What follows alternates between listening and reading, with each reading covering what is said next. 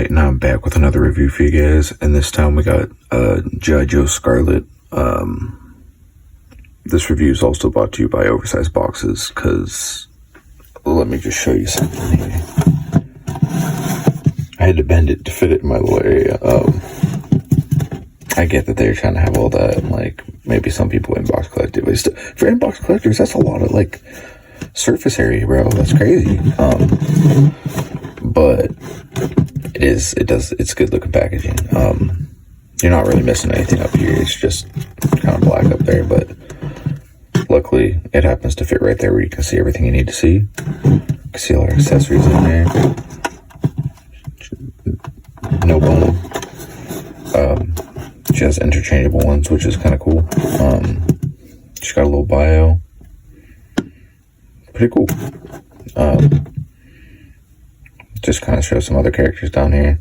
I'm pretty sure that's Duke. I don't know who that is because I'm not really a G.I. Joe guy. The only time I was really ever into G.I. Joes was like back when Sigma 6 was out.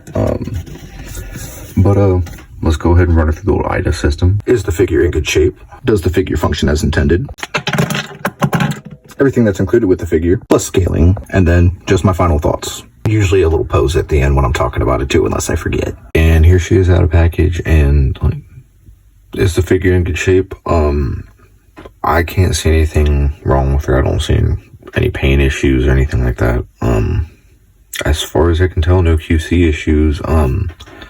The closest thing I got to a QC issue was this was a little bit warped because of the way it was in package. It's mostly already fixed itself, so I could probably just put that under hot water and let it just leave it by itself, and it probably fix itself. So really good. No super tight joints. No super loose ones. There's some that are a little bit loose, but really good shape. I'm really impressed actually for my second one in. I didn't even notice even that paint. Look at the. Hold on, man. Look at the belt, bro.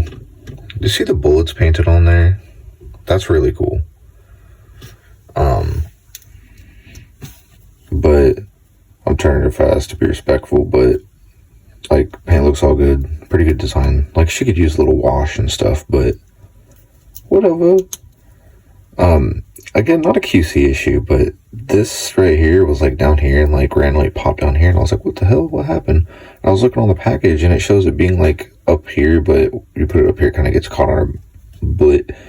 So I put it right here because it kind of matches with it. I like it. It looks good. This serves no purpose. You could realistically take that off. It's really just for aesthetic, but yeah. So does the figure function as intended? Before we get into that, you see I put the arrows in there. They didn't come in there, and I'm going to tell you it's kind of hard to get these in there. What I recommend doing is getting them, like putting them all in here, just like a quarter in, and then grab them all on your finger and kind of stack them together, but try to keep them around the same like distance apart, and then put them all in at the same time. Any other way, I think you're going to have a really bad time. And I'm just going to leave them in there because I don't want to deal with putting them back in there again. But anyways, so she doesn't have any of her hair on. She can't look up too far, which, you know, she looks up a little bit. I can generally just show you. You put this hair on. If you have it like this, it's not going to go. I believe this hair is actually for the backpack, like specifically to go over the backpack. Then you have this one, which like this one, you could stick this in here and turn it out and she can look all the way up. Even this, it might bend a little bit and you might be able to still look up. So I don't even have to put it in and show you. Like I feel like you can get a gist of what I'm trying to show you there. The design's not too bad. As far as hair goes and longer hair like that and stuff, like I don't know what else they could have done.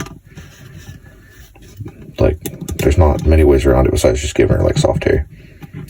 A decent look down. Yeah, her neck does move a little bit. It doesn't do too much though, but you get a little bit of expression out of her. And yes, her head turns obviously, so That would suck if it didn't. And then, see if this goes... Yep, it goes even higher than I thought it did. So she got a nice arm raise with butterfly, the bicep, and then she got a pretty gnarly bend too, if I remember correctly. Yeah, not bad. And then these are trigger hands, so they have the vertical hinge. I think this one does too. Yeah, they both have a vertical hinge. And she comes with 2 gun hands, which is cool. And then the most disappointing part of her articulation, she goes decently far back, but the dreaded horrible forward crunch, which any brand I feel like can succumb to, it really just comes down to design and what they do with the figure. Maybe I'm doing something wrong. She essentially can't crunch forward though. And again, if you have tips, like maybe I'm like not moving her body right to crunch forward or something, like, because I almost feel like maybe I'm not getting her waist to move right, but she's not really going anywhere, so yeah. Decent side to side though. Like, it's just almost no front, which is really just disappointing. And then, bro, Hasbro goes so ham with giving like G.I. Joe's like drop down articulation. Why do G.I. Joes need that more than superhero characters need that? That's insane to me. Like, I'm not complaining that they have it. Why do these have it, but you can't put that on like most Marvel Legends? I just don't get it, bro. It's crazy. Oh, it's a stiff knee, bro. Do you see the freaking boot swivel, like, try to bend? There's actually more space. They just didn't allow it, but that's more than enough bend. Like, anyone who complains about that's being a stickler. And boot, always good. We love boot swivel. I've never complained about a boot swivel. And then, look at that. And then look at that. Look at that. I love it. I know it's not anatomically correct. Like, most people's feet cannot bend that far forward, but with no toe articulation, you gotta have it, man. You gotta. I have a feeling Hasbro's just never gonna switch over to putting toe articulation on figures. You know what I'm saying? Also, I do want to mention she is a little bit hard to get to stand. I was messing around with her before I started the review and trying to get her to stand with like her whole like backpack on and everything. It's really hard. But you can literally see me struggling right now to try to get her to stand. So another thing that a lot of brands seem to do is to try to add like these little detents in the ankles and stuff to help them like stand better or something. But the problem is, when you implement those incorrectly, it basically just makes the figure unable to stand correctly. Like, it's almost better to just make the joint really, really, really tight, and then just make people like loosen it over time to like get it to where they want it, because this is really disappointing, bro. I hate when the ankles are like that. And I think any other figure collector is going to agree with me. That's just one of the worst things, man. So I would say she functions as intended. She has pretty good articulation.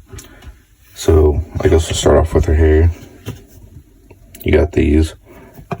This is going to be for if you're not putting your backpack on for the most part. You can still put it on if she has the backpack, but I genuinely believe that's what this hair is for.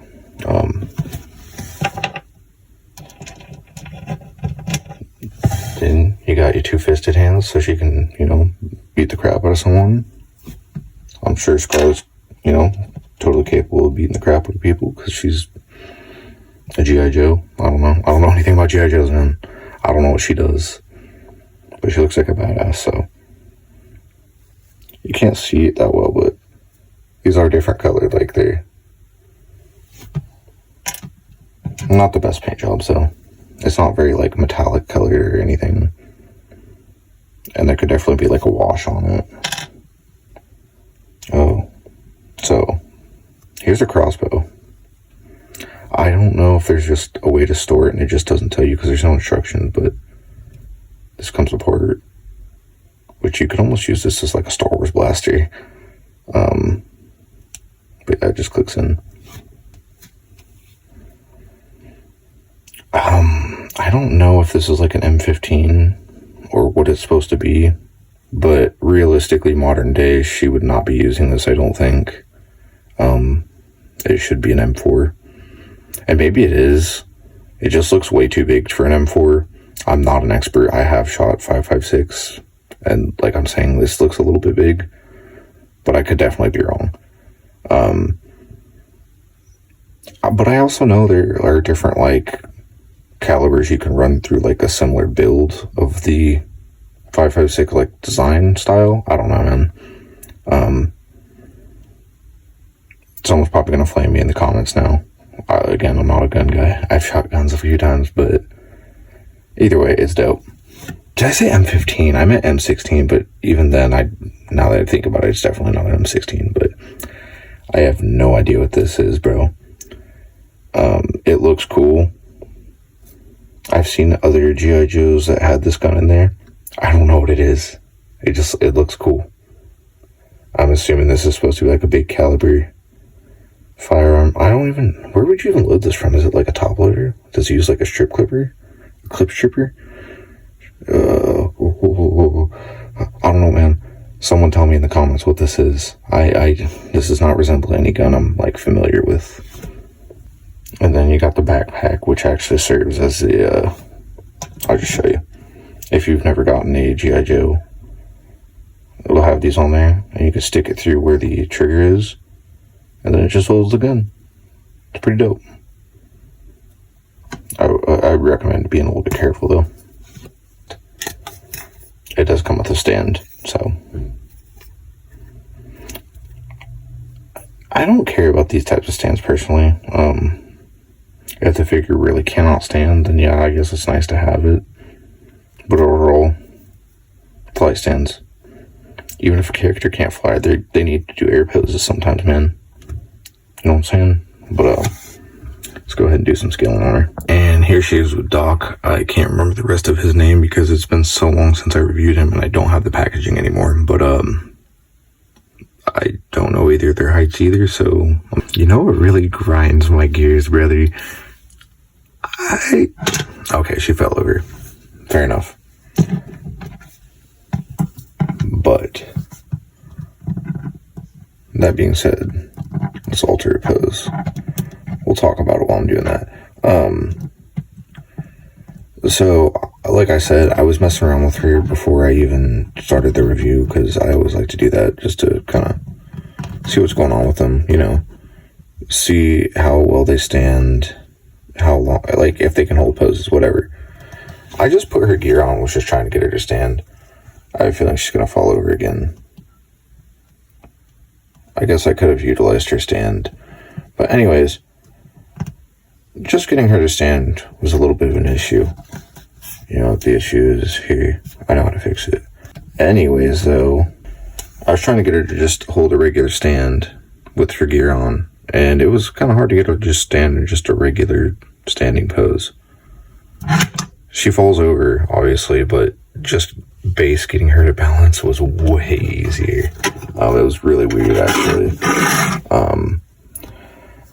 That being said, she is a thinner character, and it's kind of unfair, actually, to judge her based on that, because carrying all this weight for a figure that is this thin is a lot harder on the joints and stuff to, you know, retain the weight.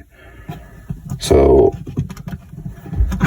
I think she holds it pretty well, all things considered. Like, I'm just stressing because I'm on camera and it's slow and, like, I feel pressured. And I haven't practiced a lot on camera trying to do that kind of stuff. It's really hard. She's a good figure. I don't remember how much I picked her up for, but I wouldn't grab a G.I. Joe for, like, $40 personally. So she must have been, like, under 40. But she's really cool. Might be my new favorite lady figure that I have. But I think that's it. I hope it's been informative. I'm sorry for yapping too much. I also apologize for apologizing about yapping too much, because I might cut some of it out anyways. But I think that's it.